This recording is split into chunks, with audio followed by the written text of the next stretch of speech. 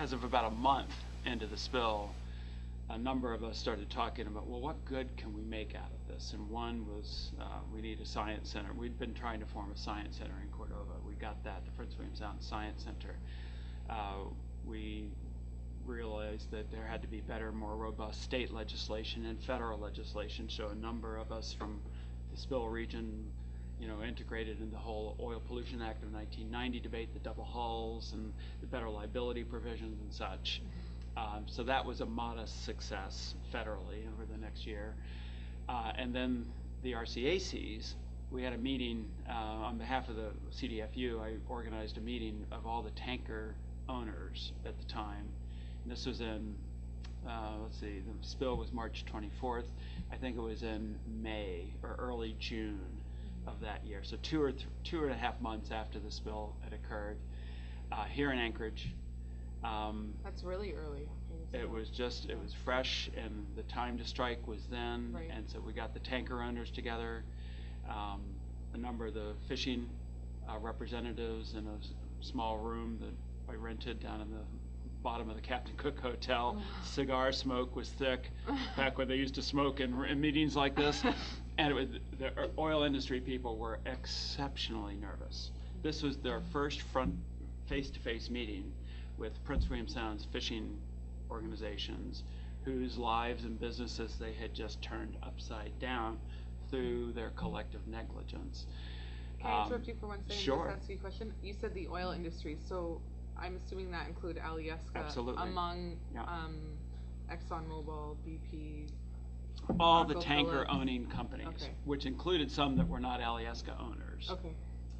So it was a fairly large It was the right group of people. One or two may have not been there, but the right group was there. Mike Williams was a representative of Alaska. He had just been brought in from BP to be at the vice president of Alaska.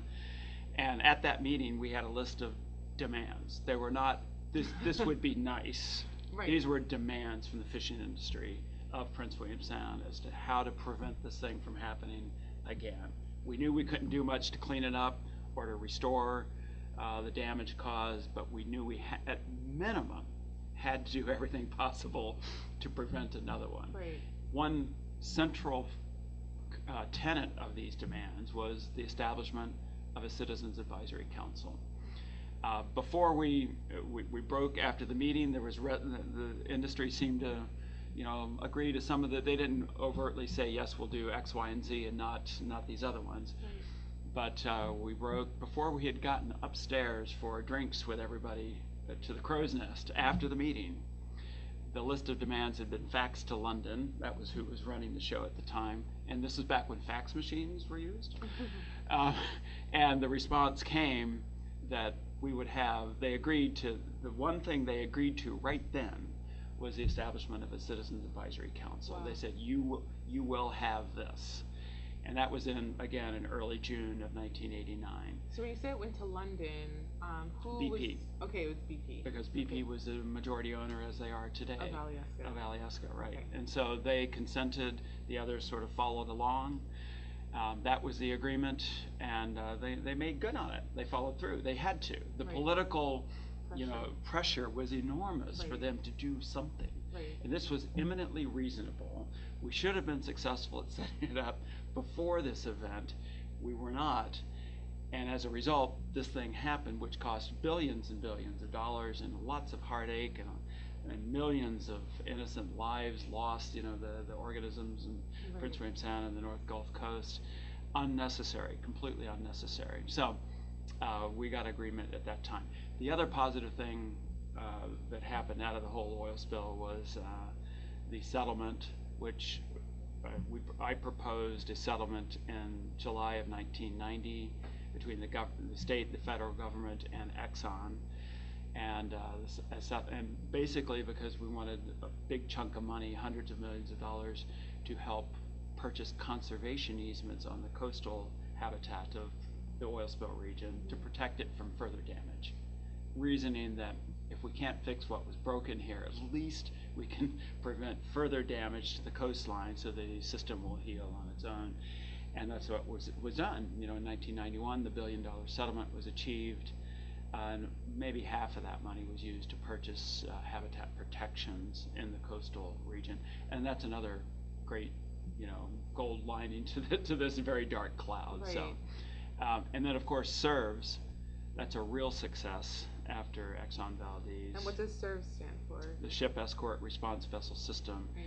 And there was a lot of pressure on Alaska and the Coast Guard and the state to fix this. There were obvious holes that were obviously, it was obvious how to fix them. And having these twin tug escorts, it took years to get the right tugs in place, but now there's a very good, robust system in place in Prince William Sound. The problem is that the lesson we learned there, we haven't been able to apply elsewhere. Right. We've applied it only In the Sound. in the Sound. Yeah. Not in the Aleutians, where there's 20 times the ship traffic than we have in Prince William Sound. Every day there's 20 large ships, some of them petroleum product carriers or chemical tankers, going through the Aleutians with no adequate rescue tug in the system, no good vessel traffic system. And so it's, while we learned the lesson and fixed the holes in Prince William Sound, we haven't applied it elsewhere. And plus the other areas, the Bering Strait and the Arctic shipping, that's increasing dramatically now. We need to apply this lesson there as well, which we haven't been able to. It's sort of like, another fun example is the space shuttle program.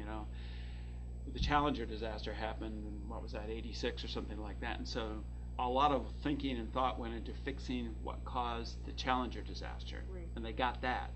But then they didn't anticipate the simple failures that would cause the Columbia disaster years later. And so they missed that.